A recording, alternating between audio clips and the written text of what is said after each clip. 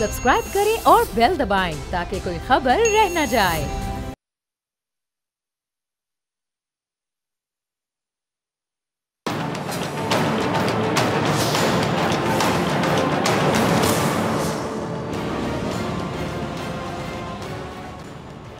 अस्सलामुअलैकुम नाज़रीन, मैं हूं डॉक्टर फ़िज़ा ख़ान और मैं हूं पाकिस्तान के मसाइल की अगर मैं बात करूं, चीदा मसाइल जो कि बहुत ज़्यादा मसाइल हैं, उनमें सरफ़हरिस्त अगर मैं कहूं कि मईशत का मसला है तो बिल्कुल गलत नहीं होगा। और इसके अलावा दहशत गर्दी का जो मसला है वो फिर से सर उठा रहा है, जिसके हवाले से अभी ऑपरेशन अज़्म इस्तेहकाम शुरू करने का बाकायदा फ़ैसला किया गया है। अच्छा जी, उस पर भी तनाज़ात खड़े हो गए हैं। अली मिन गंडापुर साहब के तहफ़्फ़ुज़ात हैं वो भी आपने सुन ली होगी, इस पर बात करेंगे। सेहत के मसाइल के हवाले से मैं बात करूँ तो ये भी एक बड़ा मसला है, क्योंकि हमारे यहाँ जिन लोगों ने मसाइल हल करने होते हैं, अवामी नुमाइंदगान जो कि वोट लेके जाते हैं अवाम के बिहाफ पे, और लेकिन वो अपने भी सेहत के मसाइल हल करने के लिए टिकट लेकर पाकिस्तान से बाहर जाते हैं, क्योंकि पाकिस्तान में उनको शायद एक भी हॉस्पिटल ऐसा नहीं मिलता जहाँ पे अपना इलाज करवा सकें। लेकिन हाँ, अवाम ने इलाज यहीं पर करवाना है, और ये यकीनी तौर पर डबल स्टैंडर्ड है, दोहरा मयार है कि आपने के लिए अच्छे हॉस्पिटल्स नहीं दिए तभी आप अपने इलाज के काबिल उन अस्पतालों को नहीं समझते हैं। तालीम का मसला एक बड़ा मसला है पाकिस्तान का, जिस पर हम देखते हैं कि जो भी हुकूमत आती है वो इस पर बात बहुत ज़्यादा करती है, लेकिन इसको हल नहीं किया जाता है। एक हाल ही में जो रिपोर्ट है उसके मुताबिक अभी भी अगर मैं बात करूं, पाकिस्तान में 3 करोड़ के करीब बच्चे जो हैं, बल्कि 3 करोड़ से ज़्यादा बच्चे स्कूलों से बाहर हैं। इस पर कौन काम करेगा? क्योंकि 7 दहाइयों से हम सुनते आ रहे हैं कि जी निज़ाम तालीम को बेहतर करना है, लेकिन किया नहीं जाता और ज़िम्मेदारी को कबूल करने के लिए तैयार नहीं है। और बहुत से मामलात पे बात करने के लिए मेरे साथ इस्लामाबाद स्टूडियोज़ में मौजूद हैं डॉक्टर खालिद मकबूल सिद्दीकी साहब। किसी तारुफ के मोहताज नहीं सर, बहुत शुक्रिया ज्वाइन करने के लिए, वक्त देने के लिए सर, क्योंकि आपके पास अभी ये तालीम की मिनिस्ट्री भी यहीं से शुरू करते हैं, फिर आगे बहुत सी बातें तालीम के हवाले से। अब ये जो मैंने बताया कि 3 करोड़ के करीब बच्चे स्कूलों से बाहर हैं, अब हमारी आबादी का कितना % बनता है 3 करोड़, आप देख सकते हैं। जिम्मेदार कौन है? आपको प्रोग्राम में ऐसे नहीं चलेगा तो ऐसे नहीं चलेगा, लेकिन चल रहा है। और हम आए थे ना मैदान में प्रोफेशनल कॉलेजेस से निकल कर, इसी यकीन के साथ आए थे कि हम नारा लगाएंगे ऐसे नहीं चलेगा, लेकिन हमें चलता कर दिया जाता है हर बार। बात यह है कि 2.2 करोड़ 60 लाख की हुकूमती फिगर है, और शायद 3 करोड़ से कहीं ज़्यादा है जो बच्चे आउट ऑफ स्कूल हैं। ये एक अलमिया है। दूसरा अलमिया ये है कि जो तकरीबन 6 करोड़ बच्चे स्कूलों में हैं, उनमें से हर 5 में से 4 बच्चा जो है वो जब 10 साल की उम्र का होता है तो वो एक सेंटेंस भी नहीं पढ़ सकता। ये कहलाती है लर्निंग पॉवर्टी। हमारे यहाँ है नहीं तरजीहात में तालीम हमें सूट नहीं करती है। हम एक बड़ी बेशर्मी के साथ इस जागीरदाराना जमहूरियत को जमहूरियत कहते हैं। जागीरदाराना निज़ाम तो पलते ही जहालत पे है, जबर पे है, जुल्म पे है, अदम मसावात पे है, तो उसको तो एक तरह से अनदेखा कानूनी प्रोटेक्शन है इस मुल्क पे। ये शायद दुनिया का आखिरी बदनसीब मुल्क है जहाँ पे जागीरदाराना निज़ाम 17वीं 18वीं सदी की असल शक्ल में अभी तक मौजूद है। और इसीलिए मसला है, आप पूरी कोशिश कर लें। हमने बड़े माजरत से कहना पड़ता है, हम ही तो हैं जिन्होंने ये टर्मिनोलॉजी दुनिया को मुतारिफ कराई कि घोस्ट स्कूल होते हैं, घोस्ट टीचर होते हैं, घोस्ट तालिबे इल्म होते हैं। तो नए सिरे से देखने की ज़रूरत है हर चीज़ को। और यानी हम नए सिरे से देखेंगे। अब देखिए, पाकिस्तान के ऐवानों में किन लोगों को होना चाहिए? पाकिस्तान के ऐवान हैं किस लिए? इसलिए कि आम पाकिस्तानियों के लिए कवानीन बनाए जा सके। तो क्या आपके ऐवानों में आम पाकिस्तानी हैं? क्या पाकिस्तान के ऐवानों में किसानों की नुमाइंदगी किसान कर रहा है, या वो जागीरदार कर रहा है जो आज किसान को पढ़ने नहीं देता? पाकिस्तान के ऐवानों में क्या मजदूर की नुमाइंदगी भी कोई कर रहा है, या वही कर रहा है सरमायादार? और पाकिस्तान की अवाम बैठे हैं ऐवानों में, या ख़ानदान बैठे हैं? ख़ानदानों की नुमाइंदगी पाकिस्तान की अवाम। हाँ, पाकिस्तान के ऐवानों में एक टुकड़ा ऐसा ज़रूर है जहाँ पर आम मिडिल क्लास के नौजवान बैठते हैं। वो लोग जिन्होंने बस में लटक के सफ़र किया होता है, जिन्होंने ट्यूशन पढ़ा के अपनी तालीम मुकम्मल की जाती है, वो हम जैसे लोग नाकाबिल कबूल हैं इस पाकिस्तान की जागीरदाराना जमहूरियत के लिए, और उसी का शाखसाना है, उसी की वजह है। और तालीम को प्रोटेक्शन हासिल नहीं है, जागीरदाराना निज़ाम को प्रोटेक्शन हासिल है। यानी सर अब मैं आपकी बातों से कंक्लूड करूं कि आप अभी भी स्ट्रगलिंग फेज में आपकी पार्टी? अल्लाह करे हम हमेशा रहें जनाब। जब तक पाकिस्तान स्ट्रगलिंग फेज में है तो हम उस फेज से कैसे बाहर निकल आएंगे? अगर हमारे तक सारे मसाइल, दुख, दर्द हम पेशेवर सियासतदान हैं क्या? हमने तो एक बार इलेक्शन लड़ते हैं, दूसरी दफ़ा नहीं लड़ते हैं। और ये वजारत इस दफ़ा भी मुझे मेरी मर्ज़ी से तो नहीं मिली है, ना मेरी मर्ज़ी की मिली है। हमने तो नहीं चाहा था, लेकिन पाकिस्तान की जमहूरियत की दुहाई दे के हमें कहा जाता है कि नहीं इस वजारत से। नहीं, वजारत की उससे खुश बात, वजारत मसला है नहीं, हम निज़ाम से खुश नहीं है। मसला ये है कि जो पाकिस्तान में निज़ाम दुश्मन होता है ना, सब उसको अवाम दुश्मन कहते हैं, और जब अवाम दुश्मन होता है उसके बारे में कोई तस्करा नहीं होता है। अच्छा, आप इस वजारत से अगर खुश नहीं तो आप वजारत से खुश होने की बात नहीं है। वजारत से कौन खुश होगा? जब मैंने वजारत मुझे दी गई है और मैंने आदाद शुमार देखे हैं, तो उसमें खुश होने की चीज़ थी, परेशान होने की चीज़। लेकिन सर आपने भी खुद ही फरमाया कि आप जैसे लोग जिन्होंने बसों में सफ़र भी किया, जिन्होंने ट्यूशन्स पढ़ा के तालीम मुकम्मल की, बात नहीं कर रहा हूँ, मिडिल क्लास तबके की बात कर रहे हैं, बेशुमार स्टूडेंट्स भी हैं। मैं ये कह रहा हूँ कि हमने तमाम तर मुश्किलात के बावजूद ऐसे लोगों को ही ऐवान में, मैंने ये सुन लीजिए जनाब, आपके प्रोग्राम के जी, ये है आपकी पार्टी मिडिल क्लास पार्टी ये क्यों है भाई? क्यों नहीं होनी चाहिए? मैं तारीफ कर रही हूँ, नहीं वैसे पूछ रहा हूँ क्यों है, नहीं होनी चाहिए थी। अब 30 साल से तो इलेक्शन लड़ रहे हैं, तो हम लोग अभी तक मिडिल क्लास के क्यों हैं? समझ रहे हैं ना आप? तो इसका मकसद ये कि हम मुख्तलिफ लोग हैं जनाब, इसका मकसद। तो फिर सर आप जैसे लोग वजारतें लेकर कुछ बेहतर करेंगे ना, किया है, और लोगों को बताएंगे ऐसे नहीं चलेगा। नहीं, इसीलिए फिर मायूसी कैसे? जो इमरजेंसी लगवाई है ना, मैंने आदाद शुमार देखे तो वज़ीर आज़म के पास गया। अच्छा, ये शराय खानदगी शर्मनाक हद तक कम है, और ये वाली सूरत हाल है, ये वाला इस वक्त की सूरत हाल डिस्प्रिन की गोली से नहीं होगी, इसके लिए रेडिकल सर्जरी की ज़रूरत है। आप तालीमी इमरजेंसी लगाएं, तालीमी इमरजेंसी लगाइए, दुनिया ने पलट के देखा है आपकी तरफ। और जहाँ तक ताल्लुक़ है तालीम का, ये बेसिकली डिवॉल्व सब्जेक्ट सर। लेकिन जो तालीमी इमरजेंसी लगाई गई, इसका ऐलान किया गया, लेकिन बजट को तो और कम कर दिया गया। अभी जो 93 अरब रुपए, हाँ नहीं, बजट तो वो पहले से ज्यादा था, कम था, वो कम कर दिया गया था। क्यों? ये मतलब ये तरजीहात होंगी फिर हुकूमत की, इससे क्या होगा फिर? देखिए, हुकूमत ये कहती है कि तालीम के और सेहत की जो डिवॉल्व सब्जेक्ट है, 18वीं तरमीम के बाद जी सूबों के इख्तियारात हैं, उसके जो वसाइल हम सबके सब सूबे के हवाले। फिर सर इस पे तनकीद होती है, फिर वफाकी जो वजीर तालीम उसका क्या किरदार होता है? उसको पॉलिसी दी जाती है, उसकी पॉलिसी। और ये जो पाकिस्तान से 10 मील दूर बसता है ना इस्लामाबाद, तो उसके लिए है यहाँ की ये वजारत। लेकिन मैं उससे ज़्यादा वाला समझता हूँ कि 18वीं तरमीम पे भी बड़ी बहस हो रही है आजकल, उसका क्या मुस्तकबिल देख रहे हैं? देखिए, 18वीं तरमीम बेसिकली डेवोल्यूशन ऑफ पावर के लिए थी ना, वो एक्यूमुलेशन ऑफ पावर साबित हुई है। ठीक है, क्योंकि होना ये था कि डेवोल्यूशन का मकसद ये है कि आम पाकिस्तानी की दहलीज तक वो तमाम वसाइल, वो तमाम हुकूक पहुँच पाएँ।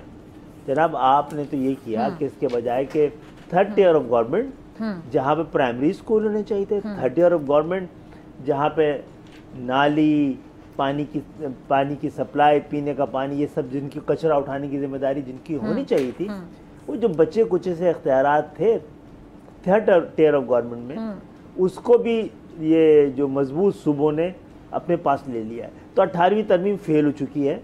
18वीं तरमीम को बचाने के लिए हमने आर्टिकल 140 में आर्टिकल 140A डलवाया था, जो ये तकाजा करता है कि ऐसा बल्दियाती निज़ाम हो जो फाइनेंशियली, पॉलिटिकली, एडमिनिस्ट्रेटिवली मुकम्मल तौर पर खुद मुख्तार हो। नहीं आ सका ना 18वीं तरमीम के बाद। तो ये जागीरदाराना जमहूरियत को मजबूत करने के लिए ये 18वीं तरमीम की गई थी, जिसमें डेवोल्यूशन के बजाय एक्यूमुलेशन पावर हुआ है। ऐसी 4 रियासतें कायम हो गई हैं कि जिन्होंने तालीम और सेहत समेत बहुत सारे उसको अपने ख़ानदानी ज़रूरत और ख़ानदानी, लेकिन पीपल्स पार्टी इसको बड़ा कारनामा करार देती है, बड़ा इसको ऑन करती है, तो फिर आगे मुस्तकबिल क्या देखते? वो सही करती है ना, वो जागीरदाराना जमहूरियत के लंबरदार है, तो उसको लगता है कि उसने इसको मज़ीद 100 साल के लिए मजबूत कर दिया है।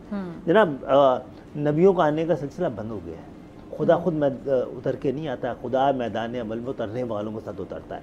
ऐसे नहीं तकदीरें बदलती हैं दुनिया में। आप उठा के देखें, अवाम निकले, सड़कों पे निकले, बात की है और जवाब मिलना होता है।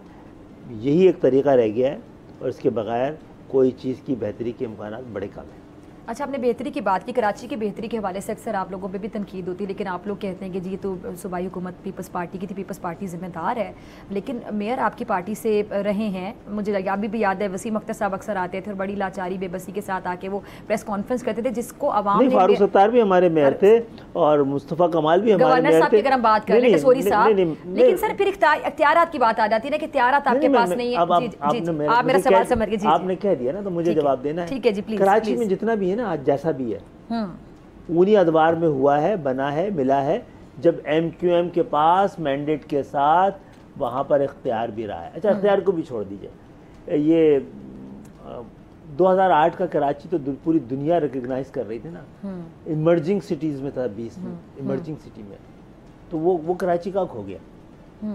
वो कराची कब खराब हुआ है? अगर कराची MQM की वजह से तो हुआ तो 2008-9 तक कराची पूरी दुनिया में माना जा रहा था ना, फिर आ गया, ये देख लीजिएगा। डॉक्टर फारूक सत्तार 1997 में 28 साल की उम्र से कराची के मेयर बने थे। तो पहली दफ़ा MQM ने इलेक्शन लड़ी थी, हालांकि तय किया था हम कभी इलेक्शन नहीं लड़ेंगे, फिर भी लड़ लिए थे हम लोग मजबूरी की वजह से। तो डॉक्टर फारूक सत्तार को जो लोअर मिडिल क्लास से ताल्लुक़ रखते थे, ट्यूशन पढ़ा कर उन्होंने तालीम मुकम्मल की थी, तो मेयर बने और उन्होंने 3 से 4 महीने में पूरे साउथ ईस्ट एशिया का पहला मास ट्रांजिट कराची के लिए मंजूर करवा लिया। यही करा सकता है एक मेयर, क्यों नहीं लगा? ये सवाल करना चाहिए मीडिया को। फिर ये जो आपने पंजाब की सुनी है ना, ये जंगला बसें या मेट्रो बसें, ये नाम भी नहीं सुना था किसी वक्त, जब मुस्तफ़ा कमाल ने 2006 में एशियन डेवलपमेंट बैंक के साथ कराची के 6 रूट्स के लिए मंजूर करवा लिया। अच्छा, यहाँ मैं ये बात बताना चाहूंगी कि मैं गालिबन 2012 सवाल के जवाब दे रहा हूँ तो रोक दिया जाता है जी जी, क्योंकि उसमें बहुत ज़्यादा सच्चाई मौजूद होती है। अच्छा, नहीं, आप जितनी मर्जी सच्चाई बोलकर जाए, मेरे प्रोग्राम में मैं आपको नहीं रोकूंगी। मैंने 2012 या 13 में एक निजी टीवी चैनल में मैं एक आउटडोर प्रोग्राम करती थी और मुझे याद है कि मैंने कराची में एक प्रोग्राम किया। तो कहते हैं ना कि जब बाहर जाके प्रोग्राम करते तो ग्राउंड रियलिटी का पता चलता है। तो मैंने आवाम से जब बात की तो बहुत लोगों ने मुस्तफ़ा कमाल की तारीफ़ की, बतौर मेयर उनके किरदार को बड़ा सराहा।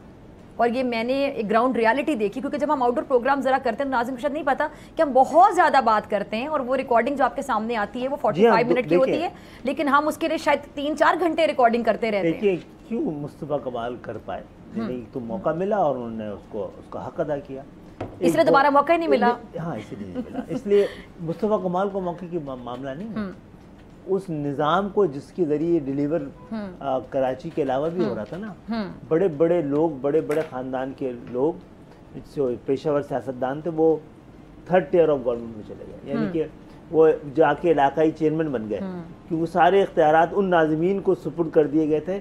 और वही पाकिस्तान उस वक्त गली कूचों के हवाले से बेहतरी, असल तो पाकिस्तान को उसी को दुरुस्त होना है ना, या आपने सिर्फ इस्लामाबाद को ही दुरुस्त करना है। तो जब पाकिस्तान बेहतर होने लगा था तो वो निज़ाम वापस कर दिया गया। आज तक नहीं बताया कि आज का बल्दियाती निज़ाम बेहतर था या एक जो 2002 से जो निज़ाम बनाया गया था वो बेहतर था। तो निज़ाम बनाएंगे तो डिलीवरी भी होगी। आपने जागीरदाराना निज़ाम को बचाने के लिए इस तरह के तमाम 3rd tier ऑफ गवर्नमेंट या डेवोल्यूशन ऑफ पावर के तमाम इम्कानात तो डॉक्टर साहब फिर निज़ाम बनाएगा कौन? आप लोग हर हुकूमत के साथ भी होते हैं, फिर आप अब गिले शिकवे भी कर रहे हैं, ठीक है, आपकी बातें, आप सच कड़वा होता है, आप सच बोल रहे हैं, आपने अभी भी कहा कि सच में बोल रहा हूँ, चलाएंगे, चल रहा है। 88 में तो रहे, अभी चले PDM से स्टार्ट कर लेते हैं, अभी की गवर्नमेंट की बात कर लेते हैं, तो फिर निज़ाम तो जारी बात है। मैंने आपसे कहा था आप लोगों ने बनाना है ना, सबने मिलकर। जी जी, हम तो बना के देते हैं हर बार एक शैडो। फिर रुकावट क्या होती है? नहीं, इसलिए कि एक तो हम अंडर काउंटेड हैं, वो कराची जो 3.5 करोड़ का है, आपने 2-2.25 करोड़ गिने हैं। आप कोशिश तो ये थी कि कराची की आबादी 1 करोड़ 60 लाख से भी कम करके 1 करोड़ 60 लाख 40 लाख कर दी गई थी। हाँ। इसी सेंसस में जब प्रूफ ला के दिया, तरीके बताए, और तो ये 2.25 करोड़ तक पहुंची है मुश्किल से। दुनिया में सबसे ज़्यादा अर्बनाइजेशन किसी शहर में हुई है तो कराची में हुई है, जहाँ पे नेचुरल ग्रोथ भी पाकिस्तान की ग्रोथ जैसी है और अननेचुरल ग्रोथ तो पाकिस्तान से 4 गुना ज़्यादा है। तो 3.5 करोड़ की आबादी का शहर है।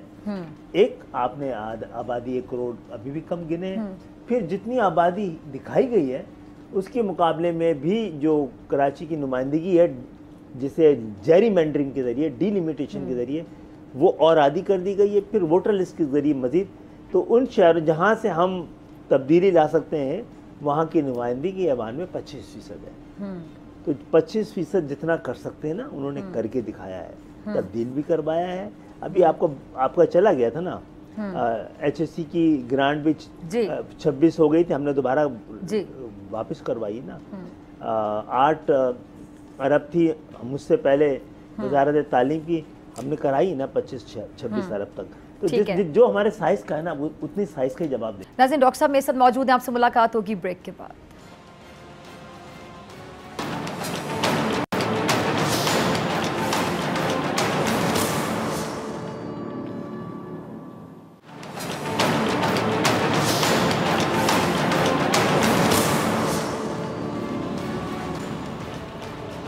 वेलकम बैक नाज़रीन। डॉक्टर खालिद मकबूल सदीकी साहब मेरे साथ मौजूद हैं और बजट के हवाले से मैं बात करना चाह रही थी। सर, बजट अवाम दोस्त है, अवाम खुश है, तरह तरह की राय है, आप चूँकि हुकूमत के साथ हैं, कैसे देख रहे हैं बजट? बजट निज़ाम दोस्त है और निज़ाम दोस्त ही रहा है। इससे मुख्तलिफ बजट आपने कब देखा है? थोड़ी बहुत तब्दीली के साथ आता है ना, और ये तनकीद, हिमायत और मुखालफत भी तकसीम शुदा है कि सर ये सैलरीड लोगों को ही बेचारों को क्यों पीस दिया जाता है? जी, क्योंकि आप जो सैलरीड नहीं है और जो बड़े बड़े जागीरदार हैं, सरमायादार हैं, उनको प्रोटेक्शन है कानून से भी, आइन से भी, इंसाफ से भी, और वो समझते हैं कि मुल्क उनके लिए बनाया गया है और उनका हक़ है। पेशेवर सियासतदान है, सियासत उनकी तिजारत है, सियासत उनका बिज़नेस है, और हम जैसे लोगों को कहते हैं this is none of your business. तो यही सूरत हाल है। फिर देखें ना आप, ये सियासत की इस तिजारत में अपने बच्चों को के हसब और नसब को भी तब्दील करके उतारते हैं ना, एक के बाद एक आता है। मैं जब 1990 में पहली दफ़ा रुकन कौमी असम्बली बना तो सबसे कम उम्र शायद था मैं वहाँ पे, तो मैं तो सारे ऐवान को जानता था कि इनके अब्बा का नाम क्या है, दादा का नाम क्या है, इनके बराबर में कौन बैठा है, इनके पीछे कौन बैठा है। हम सब वो लोग थे, शायद उनको मोहल्ले वाले भी नहीं जानते थे। ये तब्दीली तो अभी सूरत हाल इतनी तब्दील तो नहीं हुई? नहीं होगी ना। आपने ऐसी पिटाई लगाई हमारी जब हमने कराची में, मेरे नज़दीक कराची जो 75 साल का कराची है ना, उसका सबसे बेहतरीन दौर 8 अगस्त 1990 को शुरू हुआ और 18 जून 1992 को ख़त्म हो गया। कराची के 10-15 हज़ार लड़कों को नौकरियां मिली, एक पत्थर नहीं चला, एक मिनट के लिए कर्फ्यू नहीं लगा, तो पसंद नहीं आया कराची। अच्छा, बहुत से लोग कहते हैं, मैं आ जाता हूँ सीधा सीधा, क्या प्रॉब्लम क्या है? वो ये है कि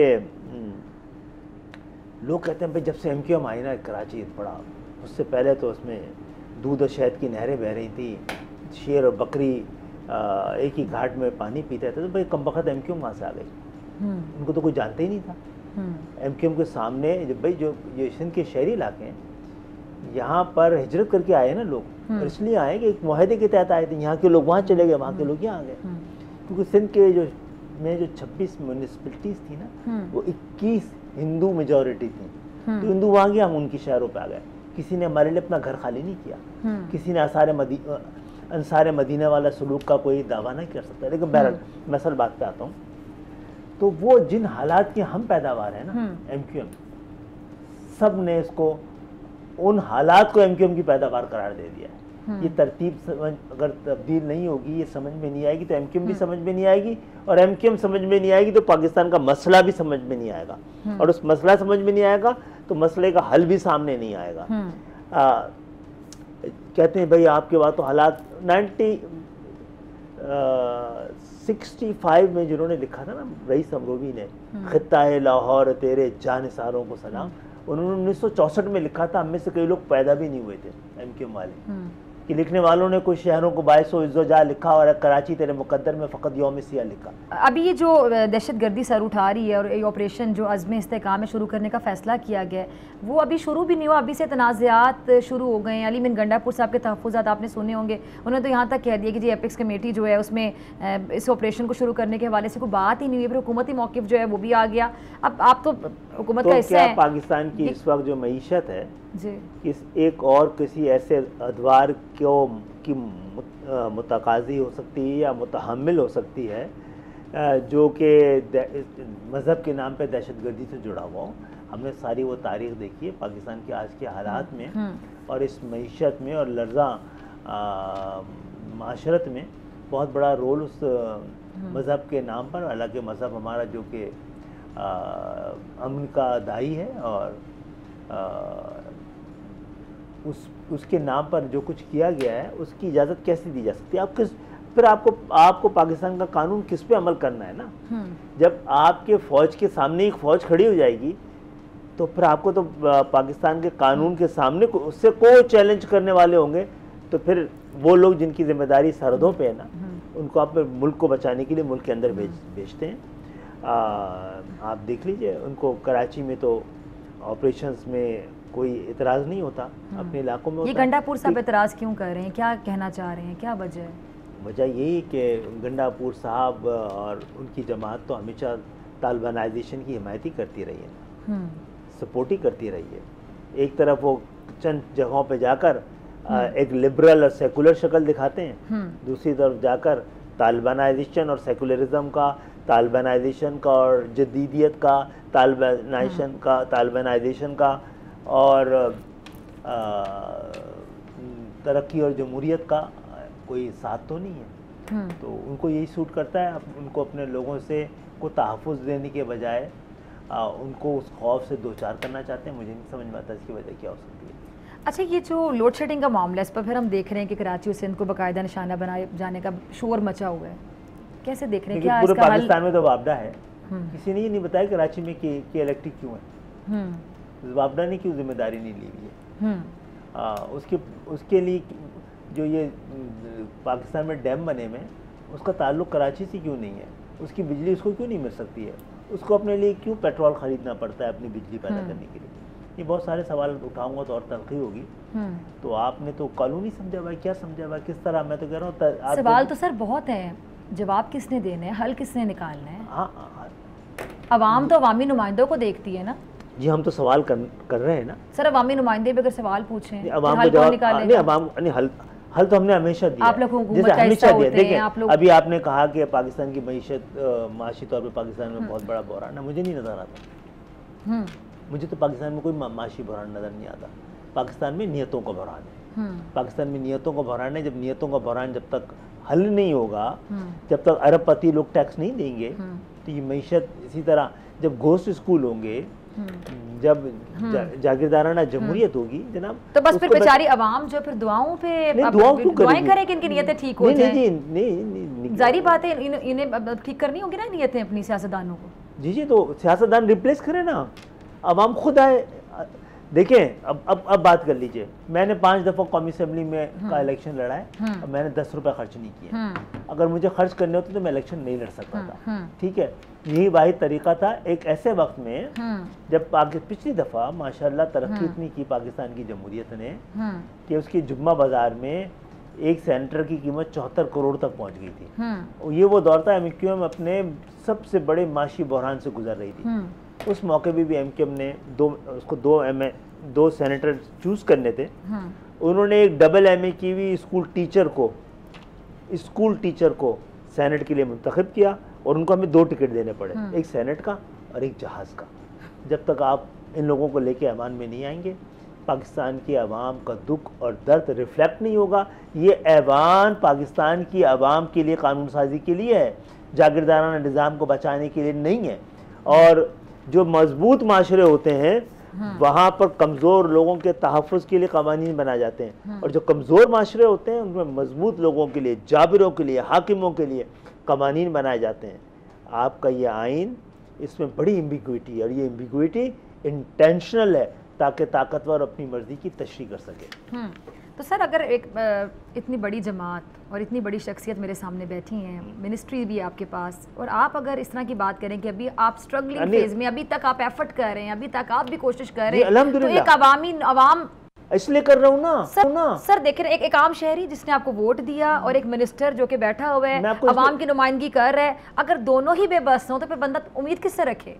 अब आप समझे ना, मैं क्यों उसी तरह बात कर रहा हूँ? मुझे नहीं करना चाहिए, अब मुझे तो उसी तरह हो जाना चाहिए जिस तरह होने में मेरा फ़ायदा है। मुझे उसी एलीट क्लास का हो जाना चाहिए तब तक। 1990 से इलेक्शन लड़ रहा हूँ, तो उसी यानी सर आपकी बातों से सॉरी टू से ये तासुर जा रहा है कि कोई मिडिल क्लास बंदा दोबारा सोचे ना कोई सियासत में आए। नहीं जी, सोचे, हम सोच सकते हैं। हाँ। तो दूसरा भी सोच सकता है। ठीक है, हम कहते थे हमें पंजाब में काम करने दिया जाए, जब कराची का MNA मोटरसाइकिल से उतरेगा ना, तो कोई बागबानपुरा का लड़का भी, कोई धर्मपुरा का लड़का भी सोचेगा कि इसकी उम्र का मैं भी हूँ, मुझे भी ऐवानों में पहुँचना चाहिए, लड़कों से बात करेगा। हमने ऐसे ही किया ना। अच्छा सर, एक बहुत बड़े सियासतदान हैं, मिनिस्टर रहते हैं हमेशा, सिंध की एक बड़ी जमात से उनका ताल्लुक़ है, मैं उनका नाम नहीं लेती। उन्होंने एक दफ़ा मुझे ये बताया, हम प्रोग्राम की रिकॉर्डिंग कर रहे थे, तो रिकॉर्डिंग के दौरान उनसे बात हुई ब्रेक में, तो उन्होंने कहा कि 5 मरले के घर में अगर एक शख्स रहता है और वो वोट लेने जाता है तो आप उनको वोट देंगी? तो मैं उनके सवाल को सुनकर आपकी तरह ही मेरे भी एक्सप्रेशन यही थे कि मैं स्पीचलेस थी, मैं हक्का बक्का रह गई। मैंने कहा सर हाँ मैं दूंगी उसको वोट। कहते वो आप उनको वोट देंगे तो आप क्या उम्मीद रखेंगी, वो आपके मसाइल कैसे हल करवाएंगे? इसलिए मसाइल जानते हैं वो। अब आप ये वही बात आप ये देखें कि एक मतलब बड़ी शख्सियत जो कि हमेशा उनके पास मिनिस्टर का पोर्टफोलियो रहता है, उनकी ये सोच थी। अच्छा देखना ये, और वो कह रहे हैं अवाम ऐसे सोचती है कि 5 मरले कराची के लोगों ने तो इस तरह के लोगों को वोट दिया है और उनके मसला हल किया है। कराची का मसला जो था हल हो रहा था ना, वो पाकिस्तान का मसला हल करने की एक शक्ल थी। इसीलिए उसको जब आप देखें दुश्मन क्या करता है, जो निज़ाम के मुहाफिज होते हैं ना, वो करते हैं कि जो लोग तब्दीली लाते हैं कहते हैं इनको कर दो क्रिमिनलाइज, कहो कि नहीं आम नौजवान नहीं है, ये सारे दहशतगर्द हैं। यानी आप ये कहना, आप बड़ी बात कर रहे हैं, आपको सोची समझी साजिश के तहत आपकी पार्टी के हवाले से भी एक प्रोपेगेंडा किया गया? जी और क्या है, मैं आपसे बोल तो रहा हूँ, जिन हालात की पैदावार MQM थी, ताकि आप लोग का इमेज सबूताज किया जा सके ना, नहीं कर सके ना, पलट के लाते हैं ना बाद में, वरना जो इल्जामात की शिद्दत और मुद्दत है उसमें तो हमें होने नहीं चाहिए ना। मुल्क दुश्मनी से लेकर दहशतगर्दी से लेकर कौन सा इल्ज़ाम है जिससे गुजरे नहीं है, और उन इल्ज़ाम की बुनियाद पर कौन सा तशद्दुद, जुल्म और ज़्यादती बर्दाश्त नहीं की है। अभी खान साहब के बारे में आ रहा है, कैदी नंबर क्या देख रहे हैं आगे उनका मुस्तकबिल? खान साहब जी, उनका डोमिसाइल मेरे डोमिसाइल जैसा थोड़ी है। उनके साथ कुछ भी नहीं होना है। अच्छा, क्या देख रहे हैं आप? जेल में क्या प्रॉब्लम है? जेल में प्रॉब्लम तो नहीं है ना सर। वो कहते हैं कि पंखा बांध दो मेरा कमरा, ओवन बन जाता है। अच्छा, तो आपने देखा ही नहीं जो जेलें हमारे लोगों ने गुजारी है। आपके प्रोग्राम की मुद्दत और मैं नोयत दोनों ऐसी नहीं कि मैं इसकी डिटेल में जाऊं, लेकिन मैं सिर्फ ये कह के इस प्रोग्राम को ख़त्म करूंगा कि MQM नहीं, चलो MQM को जैसी कोई जमात ही होगी ना, हम नहीं, हमारा तर्ज सियासत ही पाकिस्तान को तमाम मुश्किलात से निकाल सकता है। ठीक है। अच्छा, मुस्तकबिल क्या देख रहे हैं आप? बानी चेयरमैन PTI का, इसका जवाब आपने दिया। मैंने बता दिया कि ऐसी तरह हमारी तरह कोई यतीम तो नहीं है ना भाई, बड़े रखवाले उनके, बड़े उनको पालनहार। मतलब आप देख रहे हैं कि जेल से अनकरीब जो भी हो, मुझे नहीं लगता है कि उनके साथ क्या हुआ है जनाब, उनके कितने साथी लापता हैं, उनके कितने दफातर बंद कर दिए गए हैं, बताएंगे आप? वो तो सोशल मीडिया पे इतना प्रोपेगेंडा कर रहे होते हैं, क्या हुआ है जो आपने 12 मई में इतना शोर किया था।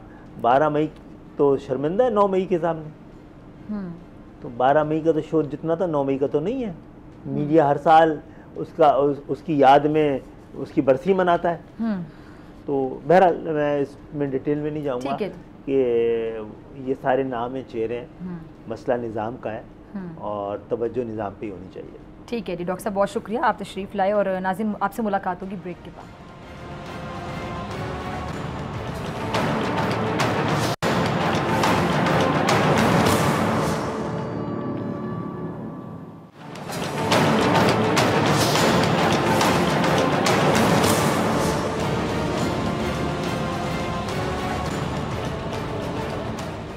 वेलकम बैक नाजरीन। अदालती मामलात पे बात करने के लिए मेरे साथ मौजूद मेहमान मौजूद है, दोनों सीनियर कानूनदान है, माहिर कानून हैं, जहांगीर जिदौन साहब और अजहर सदीक साहब। आप दोनों के वक्त का बहुत शुक्रिया। जहांगीर साहब, मैं आपसे शुरू करना चाहूँगी। जो वकील सुन्नी इत्तेहाद कौंसिल हैं, उन्होंने जहांगीर साहब अदालत में कहा है कि जी इलेक्शन कमीशन से ने जो मखसूस नशिस्तें हैं उनसे मुताल्लिक आइन को नज़रअंदाज किया है, जिसपे चीफ जस्टिस का यहाँ तक कहना था कि आप आइन की दुरुस्त वजाहत कर दें। तो सर क्या समझ आ रही, क्यों नहीं मुतमईन कर पा रहे वकील अदालत को? आज तो वैसे इनके वकला ने जो है ना, खासकर सलमान अकरम राजा पे उन्होंने जो क्वेश्चन किया है वो अदालत को मुतमईन नहीं कर सके। अब देखना ये है कि सुन्नी इत्तेहाद, अब PTI को कहते हैं, PTI को कहते हैं, आपका लोकल स्टैंड आई नहीं, क्योंकि आपने अपनी पार्टी जो है वो आपके जो उम्मीदवार थे वो सुन्नी इत्तेहाद से इलेक्शन लड़े। तो ये कि अलहदा बहस है उस पर, जो वो कहते हैं जी कि इलेक्शन कमीशन के पास ये इख्तियार था कि वो तो पार्टी तो पीटीआई की टिकट थी लेकिन उनको सिंबल जो है वो छीना गया है। तो क्या इलेक्शन कमीशन ये कह सकता था कि आप आज़ाद उम्मीदवार के तौर पे इलेक्शन लड़ें या आप पीटीआई के उम्मीदवार के, क्योंकि पीटीआई ने तो उसकी जो लिस्ट थी वो जमा कराई हुई थी और सुन्नी इत्तेहाद ने ना उनका कोई बंदा इलेक्शन लड़ा है सीट पे, ना उन्होंने कुछ लिस्ट जमा कराई हुई है। तो ये केस ऑफ फर्स्ट इंप्रेशन है सुप्रीम कोर्ट के अंदर। आप देखते हैं कि सुप्रीम कोर्ट जो है, क्वेश्चन तो आपको पता है जब दूसरी पार्टी आर्गूमेंट करेगी तो उन पे भी होंगे, तो क्वेश्चन आंसर का तो मतलब एक वो जज जो है अपने आप को क्लैरिफाई करते हैं कि इसमें क्या करें। लेकिन at the end of day जो हमारी ओपिनियन है कि अगर कोर्ट इस नतीजे में पहुंच किया जाए कि इनको सीटें नहीं मिलनी चाहिए तो दूसरी पार्टी को किस तरह सीट मिलनी चाहिए, ये बड़ा इसका दूसरा जो एस्पेक्ट है केस का, ये बड़ा सीरियस है। और इस पे जो है फिर दूसरे लोगों ने मुतमईन करना होगा कि आपको अगर इनको सीटें नहीं मिलती किसी टेक्निकल वजह से, इन्होंने प्रॉपर उस वक्त पार्टी से ही ज्वाइन नहीं की या जो कुछ इनके साथ लैप्सेस हुई हैं उसके अंदर, वो डेफिनेटली हुई हैं, उसमें तो कोई शक नहीं है। अब दूसरे सेकंड एस्पेक्ट है कि अगर इनको सीटें नहीं मिलती तो इनकी सीटें जो हैं सरप्लस वो दूसरी पार्टियों को किस तरह मिलेंगी, क्योंकि अगर वो ये डिसीजन हो जाता है कि ये इनकी सीटें दूसरी पार्टी को दे दें तो फिर जो प्रोपोर्शनल रिप्रेजेंटेशन है उसका कॉन्सेप्ट जो कॉन्स्टिट्यूशन देता है उसके अंदर फिर जो है वो अदालत हमें नहीं पता किस तरह इंटरप्रिटेशन करेंगी। यहाँ पे तो अदालतें कुछ भी कर सकती हैं। 63 डिफेक्शन क्लास को नया इंटरप्रिटेशन दी कि जी बंदा वोट कास्ट करे या ना करे, वो जो है डिफेक्शन क्लास अप्लाई हो जाएगी। आइन के अंदर तो ये लिखा होता है जब वो आपके वोट काउंट हो गए तो तब पता चलेगा तो ज्यादा किसके हैं कम किसके हैं, वो दूसरी पार्टी ने वोट कास्ट किए हैं तो क्यों किए हैं और किसने किए हैं कि डिफेक्शन क्लास लगे। लेकिन उन्होंने आइन की इंटरप्रिटेशन 63 की इस तरह कर दी कि बिल्कुल रीडिंग इनटू द कॉन्स्टिट्यूशन, मतलब जिस तरह डेफिनेटली होता 100% उन्होंने कर दिया। तो अब वैसे तो कामा और फुल स्टॉप ही हम कहते हैं कि जो अदालत है वो ना किसी एक्ट के अंदर वो ना आइन के अंदर लगा सकती है। तो इसमें अब देखना है कि अदालत ने अगर मेरी ओपिनियन में तो नहीं होना चाहिए, लेकिन अदालत ने अगर ये इंटरप्रिटेशन कर दी कि अगर इनको सीटें नहीं मिलती तो इनकी सीटें उठा के दूसरी पार्टी को दे जाए, उसमें एक देखना बहुत बड़ा इशू है कि अगर एक पार्टी डायरेक्ट 2 सीटें लेती है, चाहे वो मेरी पार्टी है, किसी भी पार्टी के ABC कोई भी पार्टी है, अगर वो डायरेक्ट इलेक्शन में 1 या 2 सीटें लेती हैं तो रिजर्व उसको 5 आप दे रहे हैं, तो वो फिर प्रोपोर्शनल रिप्रेजेंटेशन जो है वो क्या होगी, उसको किस पे बेस आप बनाएंगे या उसकी आईनी तशरीह जो है वो अदालत किस तरह करेगी। तो अब देखते हैं पूरी, क्योंकि फुल सुप्रीम कोर्ट बैठी हुई है तो इसका जो भी फैसला है बड़ा इंपॉर्टेंट। अजहर साहब आप कैसे देख रहे हैं पूरे मामले को? और ये अदालत ने एक और सवाल अजहर साहब उठाया है कि जी जिन्होंने इलेक्शन लड़ने की जहमत ही नहीं की उस सुन्नी इत्तेहाद कौंसिल को आखिर क्यों मखसूस नशिस्तें दी जाएंगी? तो ये अहम सवाल है, क्या जवाब है इसका? डॉक्टर साहब आपके टाइम थोड़ा सा मुझे दीजिएगा, मैं आपके सामने पूछ देता हूँ। देखिए बुनियादी तौर पर मैं वांगे दौल कर रहा हूँ कि इलेक्शन कमीशन की सारे प्रोसेस के अंदर बदनीति है। मैं इंसिडेंट आपके सामने सारे रख देता हूँ। आपको पता है कि इलेक्शन कमीशन ने रिटर्निंग अफसर जब तैनात करने का एग्जीक्यूटिव से लिया, उसको चैलेंज किया कि जुडिशरी नहीं होना चाहिए, लाहौर हाई कोर्ट ने मैटर को टेकअप किया, फौरन भागे ये सुप्रीम कोर्ट चले गए और वहां जाके वो ऑर्डर ही सेट असाइड करा दिया। पहले बातें नहीं अभी कर रहा, मैं सिर्फ इलेक्शन में आना चाहता हूँ। दूसरी बात ये है कि जब इलेक्शन सिंबल लेने वाला मामला था, वो एक बड़ा अहम मामला है कि आपने सेक्शन 215 जो है वो जो इलेक्शन सिंबल लेने का इख्तियार देता है, सेक्शन 209 भी अगर साथ पढ़ के देख लें वो आइन के आर्टिकल 17 से मुतसादम है। ठीक है, यानी क्या इलेक्शन सिंबल लेने से पार्टी बैन होगी? पहले तो ये क्लियर कर लूं, and I am very clear about it. Election symbol लेने से पार्टी बैन होगी और उसका सबूत आपके सामने है इलेक्शन कमीशन का ऑर्डर। और वो जब सुप्रीम कोर्ट में आया तो वहां सेक्शन 215 की वारिस को चैलेंज नहीं किया। अब मैं पिछले 6 महीनों से लगा हूं कि वारिस को मैंने चैलेंज कर दिया। सिंगल जज ने कहा कि जनाब वो 17(1) में लेके एसोसिएशन है। Larger bench Lahore high court का 25 मार्च से बना हुआ है, लेकिन वो टेकअप नहीं कर रहा। मामला अभी लार्जर बेंच सामने ही नहीं आ रहा। मैं हैरान हूं कि ये मामला इतना सीरियस है। और एक और बड़ी अहम बात है कि हमारे सुप्रीम कोर्ट ने जब इलेक्शन सिंबल का फैसला किया तो सेक्शन 215 वायरीज का उन्होंने कहा टच ही नहीं करेंगे। चैलेंज भाई, ये तो सुप्रीम कोर्ट का काम था कि एक चीज आइन से मुतसादम है उसको डिक्लेयर करना। फिर दूसरा बड़ा मेजर लैकूना है वो आर्टिकल 51 और आर्टिकल 106 के हवाले से है कि मुतनासिब नुमाइंदगी से, जैसे बहुत खूबसूरत तरीके से एक्सप्लेन किया है जहांगीर जदून साहब ने, वो मुतनासिब नुमाइंदगी से मिलनी है।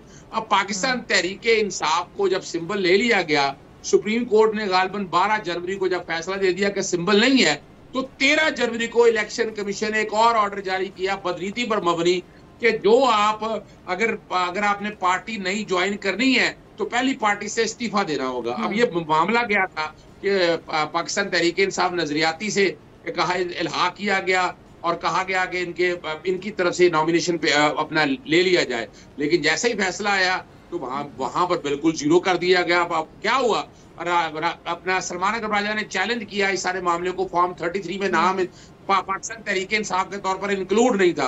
लाहौर हाई कोर्ट ने कहा, इलेक्शन कमीशन देखेगा, लाहौर इलेक्शन कमीशन ने कहा चूंकि आपके पास इलेक्शन सिंबल नहीं है, आप पाकिस्तान तहरीक इंसाफ के कैंडिडेट भी नहीं हो सकते। वो मामला सुप्रीम कोर्ट ने चैलेंज किया हुआ और पेंडिंग है। बड़ी मजेदार बात आपके सामने रखनी है कि यहाँ, और मखसूस रिश्तों का जब मामला आया, आजाद लड़ लिए तो 3 दिनों में मान लिया सुन्नी इत्तेहाद काउंसिल के नहीं इलेक्शन लड़ा, लेकिन सुन्नी इत्तेहाद काउंसिल की आपने वो मान ली कि दाखिल होना उनके अंदर भी, आप इलेक्शन कमीशन क्यों माना, ना मानता उस वक्त तो रेमेडी और बड़ी होनी थी। जब आपने एसआईसी में मान लिया कि आप उस चले गए तो मुतनासिब नुमाइंदगी के मुताबिक 3 दिनों के अंदर अंदर आपने बताना था किस सियासी जमात में। अब जिस सियासी जमात में चले गया, इलेक्शन लड़ा या नहीं लड़ा वो बात की बातें हैं। एक जमात में जब चले गए तो रिजर्व सीटें उसको मिलनी है, उसके मुताबिक चूंकि वो कैंडिडेट वो हो गए जैसे उन्होंने इलेक्शन लड़ा है। और यहाँ एक बहुत बड़ा ब्लंडर है, रूल 94 जो है वो मखसूस रिश्तों का कहता है, अभी तक अदालत के सामने रूल 94 पढ़ा नहीं गया, मैं हैरान हूं क्यों नहीं पढ़ा गया।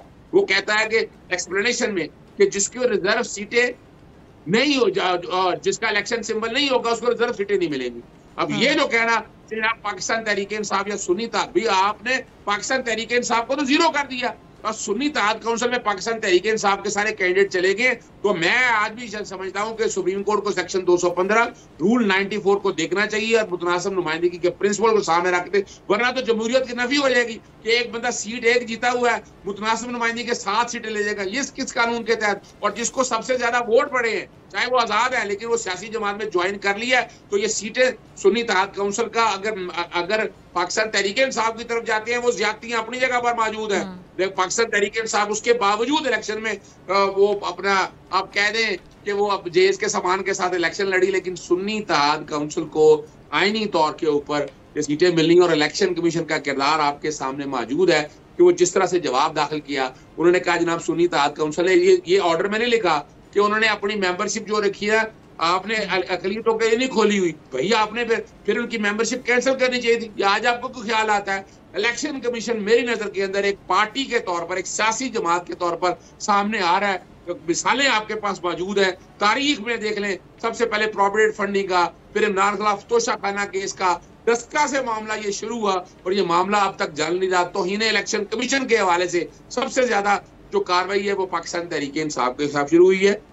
मेरी गुजारिश होगी, एक और बात बता दूं आपको, जी, पाकिस्तान तहरीक इंसाफ पता नहीं क्यों नहीं जस्टिस काजी फाइज साहब प्रेस कॉन्फ्रेंस में एतराज उठाते हैं, वहां क्यों नहीं एतराज उठाते कि उनको वो बज़ाहिर जो है कि जो और इसके साथ साथ अपना जो रिव्यू फाइल किया हुआ है इलेक्शन सिंबल लेने का, वो क्यों नहीं कहते कि वो साथ लगाएं। फिर अभी 3 जजेस जो सुप्रीम कोर्ट के, लाहौर हाई कोर्ट से 2 जजेस और एक जज सिंध हाई कोर्ट से आगे है, उनका वफाकी हुकूमत नोटिफिकेशन जारी, इसलिए नोटिफिकेशन जारी नहीं कर रही कि जनाब कहीं अगर वो जारी कर दिया तो फुल कोर्ट के अंदर वो आ जाएंगे। मैं आज भी समझता हूं कि फुल कोर्ट के अंदर वो जजेस तैनात करके फुल कोर्ट पूरा हो, उसमें जस्टिस मुशर्रफ सल्लल्लाहु अलैहि वसल्लम बैठे, 3 जजेस ये भी बैठे और इस मामले को इस तरह देखा जाए। ये बड़ा जुल्म होगा, आपके यहाँ जमहूरियत तबाह हो जाएगी कि जिस सिमत में आप जा रहे हैं। और यहाँ बज़ाहिर नजर ये आ रहा है, मुझे जो नजर आ रहा है कि बेंच में डिवाइड बड़ा वाज़ेह है। जस्टिस काजी फाइज इस्सा जो अपने इलेक्शन सिंबल के लिए वापस लेने का केस का डिफेंड करते हुए कहीं बहुत दूर ना निकल जाए, ये सोचना पड़ेगा और ये बड़ी एहतियात करनी पड़ेगी कि आप 18 करोड़ अवाम की 23 करोड़ अवाम की तर्जुमानी बिल्कुल ठीक करें और आइन की तशरीह इस तरह करें कि जिस तरह से पाकिस्तान तहरीक इंसाफ को बनना तो या सुन्नी इत्तेहाद काउंसिल को आप तो बिल्कुल जीरो कर देंगे और सियासत में माइनस कर देंगे। ठीक है जी, बहुत शुक्रिया आप दोनों मेहमानों का, अजहर साहब, जुदून साहब आपका भी। और इसी के साथ मुझे दीजिए इजाज़त, आपसे मुलाकात होगी इंशाल्लाह कल सेम टाइम सेम चैनल। अगर ज़िंदगी ने वफ़ा की, दुआओं में याद रखिएगा, अपना बहुत ख्याल रखिएगा। अल्लाह निगहबान।